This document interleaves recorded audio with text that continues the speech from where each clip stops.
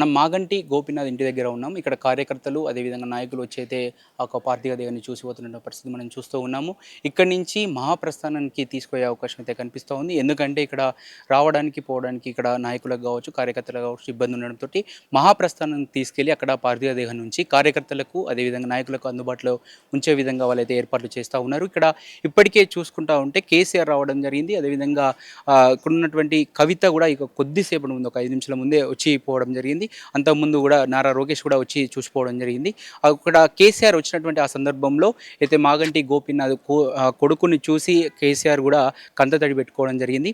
ఇలాంటి సిచ్యువేషన్లో జరుగుతూ ఉన్నాయి. ఇక్కడ ఉన్నటువంటి కార్యకర్తలు మాత్రం పెద్ద సంఖ్యలో ఇప్పటికైతే ఇక్కడ చేరుకున్నారు. కాకపోతే వాళ్ళకు ఒక పార్థివ దేవాలయాన్ని చూడడానికి మాత్రం అవకాశం మాత్రం లభిస్తలేదు. ఎందుకంటే ఇక్కడ ఇరుకైన ప్రదేశం ఉండడంతో అక్కడ ఇంటి దగ్గర పెట్టడంతో ఇబ్బందిగా మారినటువంటి పరిస్థితి. సో ఇక్కడ నుంచి ఒకళ్ళ కార్యకర్తలు రావాలనుకుంటే మహాప్రస్థానానికి తీసుకెళ్తా ఉన్నారు. అక్కడ తీసుకెళ్ళిన తర్వాత కార్యకర్తలు కావచ్చు, నాయకులు కావచ్చు వచ్చి ఈజీగా ఒక పార్థివ దేవాన్ని చూసే అవకాశం అయితే కనిపిస్తూ ఉంది. ఒకసారి ఇతని యొక్క చరిత్రను చూసుకుంటా ఉంటే మన చాలా రోజుల క్రితం ఈయన నిర్మాతగా వ్యవహరించడం జరిగింది. నిర్మాతగా ఒక 4 సినిమాలను కూడా తీయడం జరిగింది. 4 సినిమాలలో లాస్ట్ ఈయన నిర్మాతగా ఆప్ చేసింది మాత్రం 2009లో లాస్ట్ సినిమాగా ఈయన నిర్మాతగా వివరించి తర్వాత రాజకీయాల్లోకి పూర్తిగా రావడం జరిగింది. ఈయన రాజకీయ ప్రస్థానం మాత్రం టీడీపీలో మొదలైందని చెప్పొచ్చు. ఒక సాధారణ కార్యకర్తగా టీడీపీలో పనిచేసుకుంటూ అంచెలంచెలుగా ఎదుగుతూ ఎమ్మెల్యే స్థాయికి కూడా మాగంటి గోపీనాథ్ ఎదగడం జరిగింది. ఆయన టీడీపీలో అనేక క్యాడర్లో పనిచేయడం జరిగింది. ఎక్కువ ప్రధానంగా రాష్ట్ర యువజన సంబంధించినటువంటి అధ్యక్షుని కూడా ఆయన పనిచేయడం జరిగింది. తర్వాత టీడీపీ హైదరాబాద్ జిల్లా అధ్యక్షుని కూడా మాగంటి గోపీనాథ్ పనిచేసినటువంటి పరిస్థితి.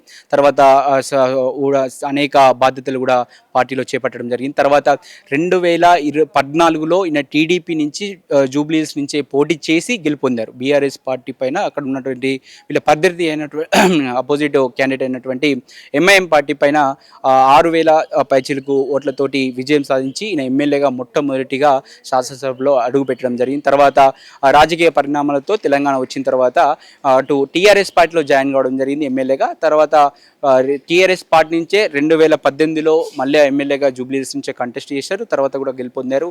తర్వాత రెండోసారి కూడా మళ్ళొకసారి ఉన్నటువంటి బీఆర్ఎస్ పార్టీ మళ్ళొకసారి ఎమ్మెల్యేగా అవకాశం ఇవ్వడంతో మళ్ళీ జూబ్లీస్ నుంచి కంటెస్ట్ చేసి మళ్ళీ ఎమ్మెల్యేగా 2023లో కూడా గెలవడం జరిగింది.